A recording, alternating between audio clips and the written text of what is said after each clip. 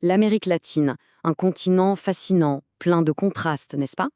Pour vraiment comprendre ce qui s'y passe aujourd'hui, eh bien, il faut regarder en arrière. On va mener l'enquête ensemble sur ce qu'on appelle son legs historique.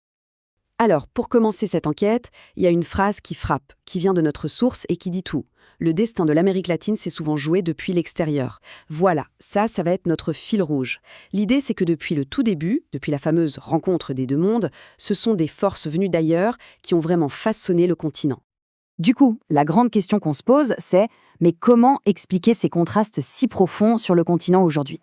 Pour trouver la réponse, on va se transformer en détective de l'histoire et suivre plusieurs indices, des indices cruciaux. Allez, c'est parti. On commence par regarder de plus près ces fameux paradoxes, ce qui fait de l'Amérique latine un continent si particulier. Ce qui est fou, c'est de voir à quel point les extrêmes se côtoient. D'un côté, on a une architecture moderniste incroyable, connue dans le monde entier, et juste à côté, des habitats précaires. On a un agrobusiness super puissant, et en face, des paysans qui n'ont rien. Le métissage culturel est partout, et pourtant, le racisme est toujours là, bien présent. On voit des expériences de démocratie super innovantes, mais aussi des enclaves autoritaires qui persistent. Et puis, le plus frappant peut-être, des taux de violence parmi les plus hauts du monde, mais quasiment aucune guerre entre les pays. C'est un sacré puzzle, et on va essayer de remettre les caisses en place. Ok, premier indice. Pour le trouver, on doit faire un bond dans le passé. On parle de la fondation coloniale. Pendant 3 siècles, les empires espagnols et portugais ont mis en place un système, un plan bien précis, et ça a tout défini pour la suite. Alors comment ça s'est organisé? Eh bien, dès le XVIe siècle, ça ne traîne pas, on crée les 2 premières vice-royautés, la Nouvelle-Espagne en 1535, puis la Nouvelle-Castille au Pérou en 1543. Imaginez un immense quadrillage administratif qui s'abat sur tout le continent. Et puis, au XVIIIe, pour serrer la vis, on en rajoute 2 autres. Ce n'était pas de l'improvisation, c'était une prise de contrôle totale et pensée pour durer. Et bien sûr, cette organisation politique vient avec une organisation sociale. Et quelle organisation? Une pyramide super rigide. Tout en haut, le roi, bien loin en Europe. Sur place, pour le représenter, le vice-roi, un noble espagnol. En dessous, on trouve les créoles. Eux, ce sont des Européens, mais nés sur le continent. Ils ont l'argent, les terres, mais pas vraiment le pouvoir politique. Après, il y a les métis. Et tout en bas, la base de la pyramide, on a les populations indigènes et les esclaves. Et le truc à bien comprendre, c'est que cette pyramide, elle a figé les inégalités pour des centaines d'années. Et l'économie dans tout ça? Simple, elle avait un seul et unique but, remplir les poches de la métropole. Ça tenait sur 3 gros piliers. D'abord, les mines. On pile l'or, l'argent. Ensuite, l'agriculture sur d'immenses domaines, les haciendas, avec du travail forcé évidemment.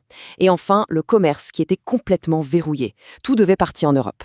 C'est comme ça qu'est née cette fameuse dépendance aux matières premières, une dépendance qui est encore un sujet aujourd'hui.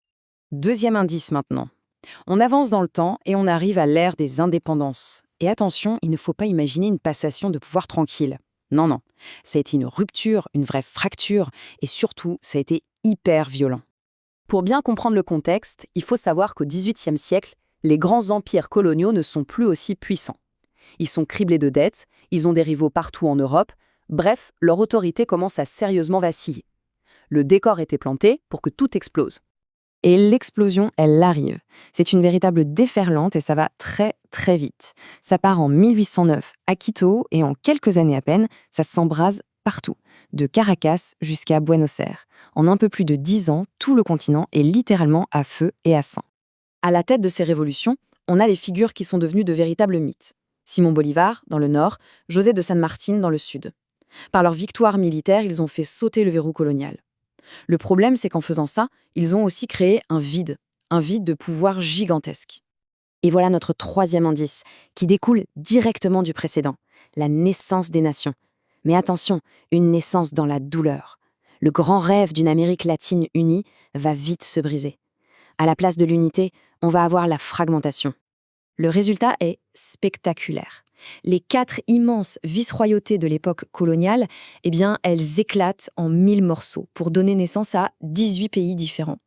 C'est un véritable éclatement. Alors, la question c'est, qui prend le pouvoir dans ce chaos? C'est là qu'apparaît un personnage clé, une figure qui va hanter la politique latino-américaine pendant longtemps, le caudillo. C'est un chef militaire, un homme fort, qui prend le pouvoir par la force en s'appuyant sur son charisme et son armée personnelle. Du coup, les 50 années qui suivent les indépendances, c'est une période de guerre quasi permanente. Les nouveaux pays ont un mal fou à se forger une identité. Les frontières sont floues, ce qui provoque des guerres terribles entre voisins, comme la guerre de la Triple Alliance qui a dévasté au Paraguay, ou celle du Pacifique qui a coûté à la Bolivie son accès à la mer. Et comme si ça ne suffisait pas, il y a aussi des guerres civiles à l'intérieur même des pays. Franchement, difficile de construire des nations solides dans un tel contexte. Ok, récapitulons. On a nos 3 grands indices, la structure de la colonisation, la rupture violente de l'indépendance et la naissance chaotique des nations. Maintenant, on va tout mettre ensemble. C'est l'heure de la révélation. Et là, tout s'éclaire. Tous ces paradoxes qu'on a vus au début, eh bien, ils s'expliquent directement par cet héritage historique. C'est la preuve que le passé, en fait, n'est jamais vraiment passé. Il est la fondation sur laquelle le présent est construit. Regardez ce tableau, c'est une preuve flagrante. Au début du XXe siècle, donc bien après les indépendances, la Bolivie dépendait à plus de 72% de ses exportations d'étain. Cuba, 72% de sucre. C'est exactement le même modèle que pendant la colonie. On sort une matière première et on l'exporte. Un schéma qui a rendu ces économies incroyablement fragiles. Alors, pour résumer, on peut faire les liens très clairement. La pyramide sociale de l'époque coloniale, c'est la source directe des inégalités et du racisme qui persistent. Le modèle économique basé sur l'extraction. Il a créé cette dépendance qui reste un énorme défi. Et enfin, la naissance des nations dans le chaos, avec ces fameux caudillos, ça a laissé une culture politique marquée par l'instabilité et le goût pour l'homme fort. On voit bien comment chaque indice historique nous a permis d'éclairer un des paradoxes d'aujourd'hui. Et tout ça, ça nous laisse avec une dernière question, une question fondamentale.